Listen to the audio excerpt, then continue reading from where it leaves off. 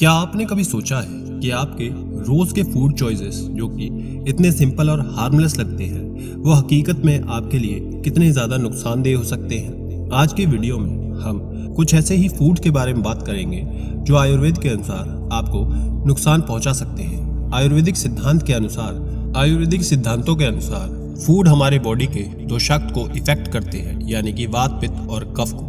और जब इन दोषों के अंदर बैलेंस डिस्टर्ब हो जाता है तो इसकी वजह से हमें बहुत सारे हेल्थ इश्यूज शुरू हो जाते हैं। तो आज की वीडियो में हम ऐसे ही 7 गलत फूड कॉम्बिनेशंस के बारे में बात करेंगे जिन्हें आपको हमेशा अनदेखा करना चाहिए। इसे आप एक कहानी के द्वारा समझेंगे। दोस्तों, उससे पहले छोटी सी रिक्वेस्ट, चैनल पर पहली बार आए हैं तो चैनल को सब्सक्राइब करें, वीडियो को लाइक करें और कमेंट में नमो बुद्धाय लिखें, या फिर आपको कोई भी परेशानी हो तो वो भी कमेंट में लिख सकते हैं।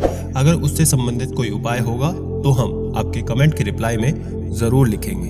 दोस्तों, एक बार एक गुरुजी जो कि आयुर्वेद के बहुत बड़े ज्ञाता थे, अपने सभी शिष्यों को उपदेश दे रहे थे।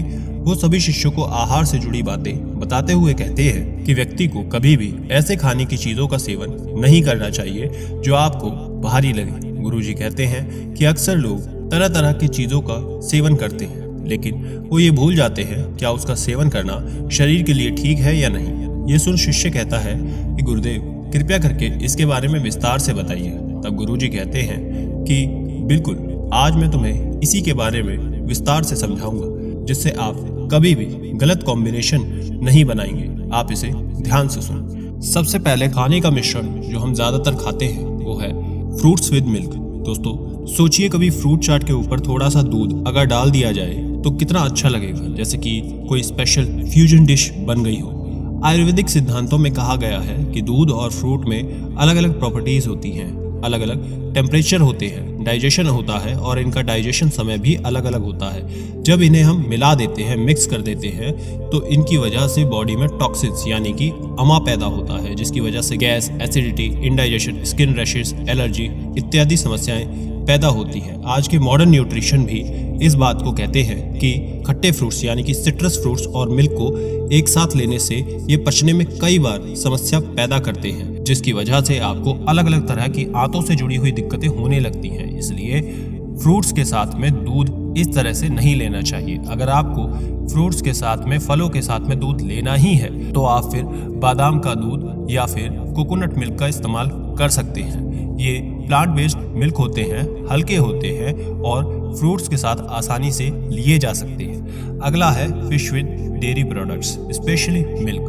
दोस्तों, सी फूड या फिर क्रीम, इसका जो कॉम्बिनेशन है ये कहीं कहीं बहुत ज्यादा पॉपुलर है, लेकिन यदि आयुर्वेद की माने तो फिश के साथ डेयरी प्रोडक्ट्स को लेना बिल्कुल भी अच्छा नहीं होता है, वर्जित माना गया है, क्योंकि ये दोनों ही पचने के लिए अलग अलग बहुत हैवी हो जाते हैं। आयुर्वेद में कहा जाता है कि जब आप इन दोनों का सेवन करते हैं तो अपने पाचन तंत्र के अंदर ट्रैफिक जाम कर देते हैं। साथ ही फिश जो होती है वो प्रोटीन के लिए बहुत ज़्यादा हाई होता है, वहीं डेयरी प्रोडक्ट्स जो होते हैं वो कैल्शियम के लिए, और जब आप दोनों को मिला देते हैं तो वो आपके डाइजेस्टिव फायर को रिड्यूस कर देते हैं, यानी आमाशय जो अमल होता है वो कम हो जाता है। आपके जो गट होते हैं वो स्लो हो जाते हैं। कभी कभी तो इसकी वजह से स्किन इश्यूज जैसी दिक्कतें भी होने लगती हैं। कहा जाता है कि फिश के साथ दूध लेने से सफ़ेद दाग हो जाते हैं, लेकिन ऐसा नहीं है।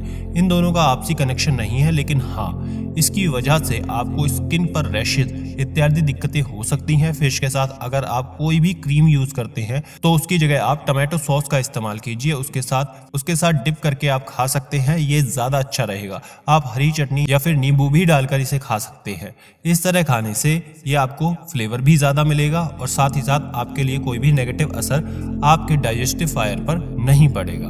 फिर गुरुजी कहते हैं कि अब बात करते हैं एक और यूनिक कॉम्बिनेशन के बारे में। आपने सुना ही होगा हनी विद घी। सुनने में ये कॉम्बिनेशन बिल्कुल रॉयल लगता है, लेकिन आयुर्वेद के अनुसार बहुत सारी प्रॉब्लम्स इससे बन सकती हैं। उदाहरण के लिए, आप किसी ठंडी जगह पर घूमने गए और वहां पर आपको एक हॉट कॉफी के साथ कोई आइसक्रीम अगर खाने को दे दे तो इसे देखकर आप कंफ्यूज हो जाएंगे। ठीक यही कंफ्यूजन हमारे शरीर में होने लगता है जब हम हनी और घी के कॉम्बिनेशन को एक साथ खाते हैं। हनी की जो प्रकृति होती है वो गर्म होती है और घी की ठंडी होती है। आयुर्वेद के अनुसार इक्वल क्वांटिटी में इनका कॉम्बिनेशन टॉक्सिक भी हो सकता है। ये आपके इंटरनल सिस्टम को बिल्कुल डिस्टर्ब कर सकता है। मॉडर्न नजरिए से भी हनी जो कि एक तरह का शुगर है और घी जो कि एक तरह का फैट है, ये दोनों एक साथ रिकमेंड नहीं किए जाते हैं, इसलिए इन दोनों का कॉम्बिनेशन कभी इस्तेमाल ना करें। आप इसे अलग अलग इस्तेमाल करें।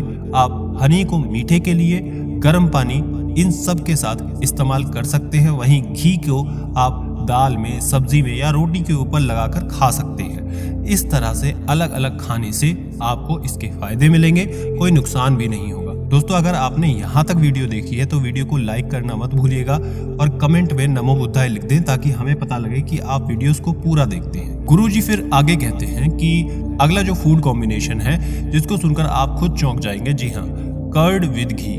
जिस तरह से दोस्तों एक्सप्रेसवे पर बहुत तेजी से गाड़ी चल रही हो, वहां पर अचानक से कोई ट्रैक्टर चलने लग जाए तो उसकी वजह से पूरा का पूरा ट्रैफिक स्लो हो जाता है। दोस्तों, उसी प्रकार से दही और घी एक साथ मिलाकर अगर खाया जाए तो डाइजेशन भी स्लो हो जाता है। दोस्तों, दही के साथ में ऑयली पराठे खाना या फिर पकौड़े के साथ में दही या चटनी खाना, ये हमारे यहाँ बहुत ही ज्यादा आम है, लेकिन आयुर्वेद के अनुसार ये प्रैक्टिस बिल्कुल गलत है।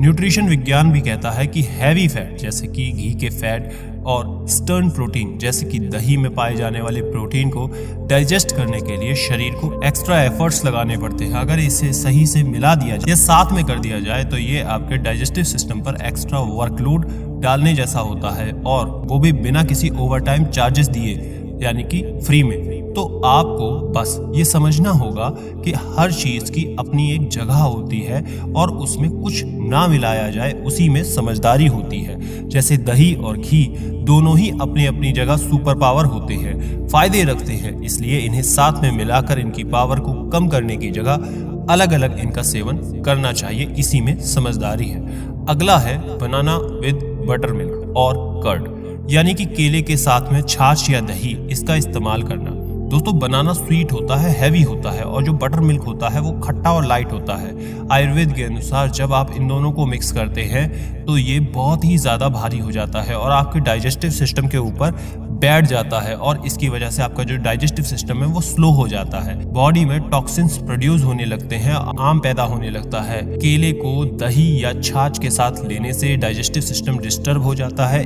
इसलिए इन दोनों चीज़ों को आपको एक साथ मिलाकर या आगे पीछे भी नहीं खाना चाहिए। पाचन तंत्र पूरी तरह से कंफ्यूज हो जाता है, आपको समस्या हो सकती है।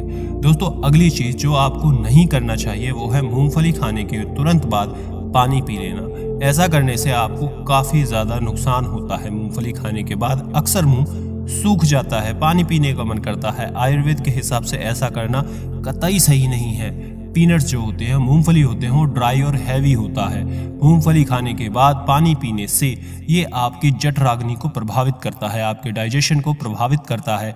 यही नहीं, मूंगफली खाने के बाद तुरंत पानी पीने से खांसी और जुकाम इत्यादि समस्याएं हो सकती हैं। विज्ञान की नज़र से अगर देखा जाए तो मूंगफली जो कि प्रोटीन और फैट से भरी हुई होती है, तुरंत पानी पीने से जो डाइजेस्टिव जूसेस होते हैं वो पतले हो जाते हैं और इसी वजह से इसको पचा पाना हमारी बॉडी के लिए मुश्किल हो जाता है। तो आगे से कभी भी आप मूंगफली खाएं तो 20-25 मिनट तक पानी ना पिएं, ताकि वो मूंगफली अच्छे से आपके पेट में डाइजेस्ट हो जाए, आपकी आंतों में चली जाए। उसके बाद आप चाहे तो पेट भर के पानी भी पी सकते हैं। लास्ट जो कॉम्बिनेशन हम आपको बताने जा रहे हैं उसे ध्यान से सुनना और कहीं पर नोट कर लेना। दोस्तों, इस वीडियो को अपने दोस्तों और रिश्तेदारों के साथ शेयर जरूर करें, खास तौर पर बच्चों को समझाने के लिए ये वीडियो बहुत काम आएगी। अगला जो लास्ट कॉम्बिनेशन है वो है मिल्क विद सॉल्ट। दूध के साथ किसी भी तरह की नमकीन चीज जैसे कि नमकीन, चने जैसे सॉल्टी दाल वगैरह खाना एकदम कॉमन बात है, और इसकी वजह से हमारी बॉडी में दोषाक्त में इम्बैलेंस पैदा हो जाता है, जिससे कि पित्त दोष बढ़ जाता है।